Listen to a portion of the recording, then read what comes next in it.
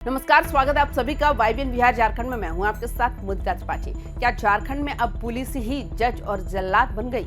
क्या रामनवमी के जुलूस पर हुई पत्थरबाजी का बदला लेने के लिए कानून को ताक पर रख दिया गया? आखिर धनबाद के बलियापुर में ऐसा क्या हुआ कि सरकार के अपने ही कद्दावर मंत्री इरफान अंसारी को मुख्यमंत्री हेमंत सोरेन के खिलाफ मोर्चा खोलना पड़ा? आज का सबसे बड़ा सस्पेंस यही है, क्या बलियापुर में आरोपियों की सार्वजनिक परेड कराना पुलिस की बहादुरी थी या मानवाधिकारों का कत्ल? और ओवैसी की पार्टी एआईएमआईएम ने इस विवाद में कूदकर हेमंत सोरेन सरकार की दुखती रग पर हाथ क्यों रख दिया? क्या ये बवाल आने वाले चुनाव में कोई नया राजनीतिक समीकरण तैयार कर रहा है? आज की स्पेशल रिपोर्ट में हम बलियापुर कांड की उस इनसाइड स्टोरी को डिकोड करेंगे जिसे मुख्य धारा का मीडिया छूने से भी डर रहा है। तो वीडियो के अंत तक बने रहे क्योंकि आज की खबर आपके रोंगटे खड़े कर देगी। बलियापुर में सब कुछ सामान्य था।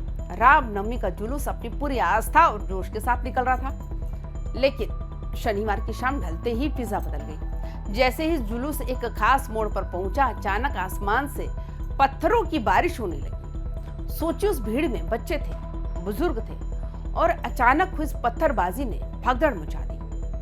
लोग अपनी जान बचाने के लिए उधर उधर भागने लगे।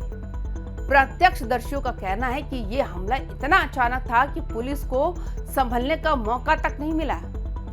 लेकिन सवाल यही है कि क्या यह पत्थरबाजी पहले से तय थी?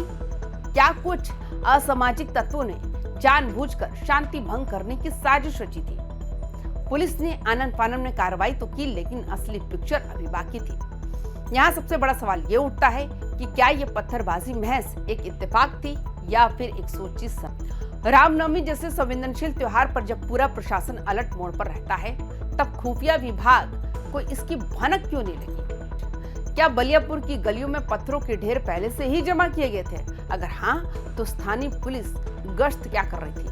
चश्मदीदों का कहना है कि पत्थरबाजी एक साथ कई छतों से शुरू हुई, जो ये इशारा करती है कि इसके पीछे कोई बड़ा मास्टरमाइंड हो सकता है। प्रशासन की इस नाकामी ने न केवल जुलूस में शामिल लोगों की जान जोखिम में डाली, बल्कि धनबाद के सामाजिक ताने बाने को भी चोट पहुंचाई।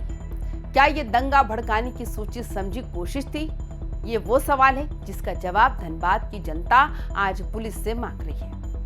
हिंसा के बाद धनबाद पुलिस एक्शन मोड में आई और 20 लोगों को गिरफ्तार कर लिया। यहाँ तक तो सब ठीक था, लेकिन पुलिस ने जो इसके बाद किया, उसने पूरे देश का ध्यान बलियापुर की ओर खींच लिया। आरोपियों को जेल भेजने से पहले पुलिस ने उन्हें बीच बाजार में रस्सी से बांधकर घुमाया। इसे पुलिस ने अपराधियों में खौफ पैदा करने का जरिया बताया, लेकिन कानून के जानकारों का कहना है कि पूरी तरह असंवैधानिक है। किसी भी आरोपी को जब तक अदालत दोषी करार न दे दे, उसे इस तरह सार्वजनिक रूप से जलील करना सुप्रीम कोर्ट की गाइडलाइंस का उल्लंघन है। क्या पुलिस अब खुद ही अदालत बन गई है? यही वो मोड़ था जहां ये मामला सांप्रदायिक से राजनीतिक बन गया। अब बात करते उस परेड की जिसने मानवाधिकारों की बहस छेड़ दी। कानून की पढ़ाई में एक बहुत बुनियादी सिद्धांत है, इनोसेंट अंटिल प्रूवन गिल्टी, यानी जब तक अदालत दोषी ना मान ले, हर कोई बेगुनाह है। सुप्रीम कोर्ट ने डीके बसु बनाम पश्चिम बंगाल मामले में साफ कहा था कि गिरफ्तारी के दौरान किसी भी व्यक्ति के साथ अमानवीय व्यवहार नहीं किया जा सकता। बलियापुर पुलिस ने आरोपियों को रस्सी से बांधकर बाजार में घुमाया। क्या ये अपराधियों में डर पैदा करने का तरीका है या फिर खुद पुलिस का कानून तोड़ना? अगर कल को ये लोग बेगुनाह साबित हुए तो उनके खोए हुए सम्मान को कौन लौटाएगा? पुलिस का काम है सबूत जुटाना और कोर्ट में पेश करना, ना कि सड़क पर इंसाफ करना। इस सिंघम स्टाइल कार्रवाई ने वर्दी पर भी सवाल खड़े कर दिए हैं कि क्या प्रशासन अब भीड़ के भावनाओं के दबाव में काम कर रहा है? हैरानी की बात तो तब हुई जब इस परेड के खिलाफ सबसे तेज आवाज उठी सरकार के अपने ही कैबिनेट मंत्री इरफान अंसारी की। उन्होंने सीधे एसएसपी को फोन मिलाया और चेतावनी दे डाली। अंसारी का कहना है कि थाना किसी पार्टी का दफ्तर नहीं है।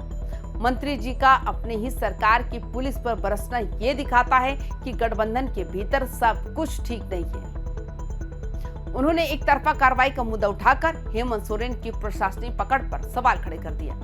क्या इरफान अंसारी सिर्फ न्याय की बात कर रहे हैं या फिर ये अपनी वोट बैंक को बचाने की एक सोची समझी कोशिश है? मंत्री इरफान अंसारी की नाराजगी के पीछे की परतें काफी गहरी है। अंसारी साहब सिर्फ एक मंत्री नहीं है, वो धनबाद और जामताड़ा बेल्ट के एक बड़े अल्पसंख्यक चेहरे भी हैं। उनकी नाराजगी का मतलब है कि सरकार के भीतर एक बहुत बड़ा धड़ा ये महसूस कर रहा है कि प्रशासन का एक हिस्सा पक्षपाती हो रहा है। अंसारी ने साफ शब्दों में कहा है कि थाना किसी पार्टी का दफ्तर नहीं। जिस तरीके से धनबाद पुलिस ने झारखंड में हेमंत सोरेन जी आपकी सरकार में बलियापुर में जो घटना हुई रामनवमी प्रोफेशन के दौरान, बहुत ही अफसोसजनक है। आपकी धनबाद पुलिस जिस तरीके से हमारे उलेमाओं को पेट में रस्सा लगा के परेड करवाई, ये तालिबानी सरकार है क्या? या बांग्लादेशी सरकार है क्या? या अफगानिस्तानी सरकार? भारत लोकतंत्र से चलता है, संविधान से चलता है। आपने सेकुलर मुसलमानों का, दलितों का, पिछड़ों का, आदिवासी भाइयों का, सबका वोट लिया। क्या इसीलिए वोट लिया था कि हमारे उलेमाओं के पेट में रस्सा लगा के आप परेड करवाइएगा? 6 बार एक ही जगह बलियापुर में प्रोसेशन निकलेगा। वहां के एसपी साहब क्या कर रहे थे? वहां के डीसी साहब क्या कर रहे थे? डीसी साहब, आप ये सुप्रीम कोर्ट की फैक्ट फाइंडिंग रिपोर्ट है, 45 मिनट के अंदर डीसी और एसपी अगर चाहे तो कोई भी दंगा को कंट्रोल कर सकता है। तो आपने क्यों नहीं सीसीटीवी लगवा लिया? आपने वीडियोग्राफी पूरा क्यों नहीं करवाया? फंड्स की तो कोई कमी नहीं है। आखिर ये ज्यादती क्यों हुई? ये क्यों नहीं कार्रवाई? ये क्यों माहौल बना कि ऐसा हो, ऐसा हुड़दंग हो? प्रोसेशन में क्यों ऐसे नारे लगे? प्रोसेशन का भी एक रूट चार्ट बनना चाहिए। वहां का लोकल जो एसएचओ है, लोकल इंटेलिजेंस क्या कर रहा था? क्यों नहीं उसको प्रोटेक्शन दिया?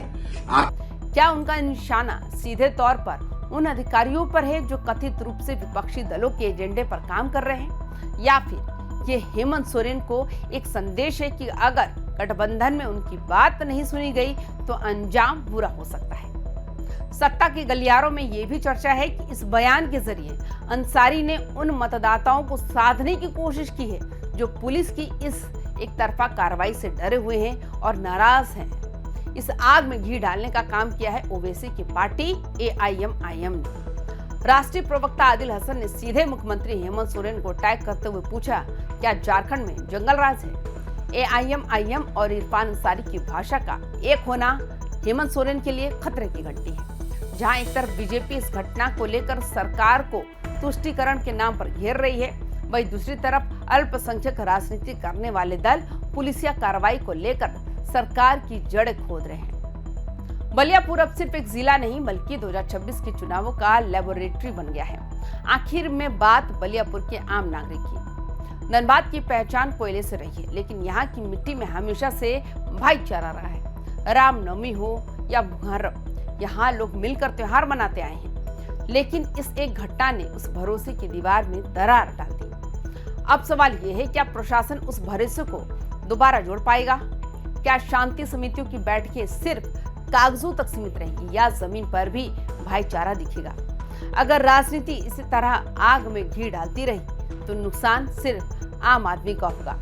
आज बलियापुर को परेड की नहीं, संवाद की जरूरत है। पुलिस को सख्त होना चाहिए लेकिन निष्पक्ष भी, और नेताओं को संवेदनशील होना चाहिए, ना कि आग लगाने वाला। बलियापुर की घटना हमें सिखाती है कि हिंसा किसी भी समस्या का समाधान नहीं है, लेकिन हिंसा के जवाब में कानून तोड़ना भी प्रशासन को शोभा नहीं देता।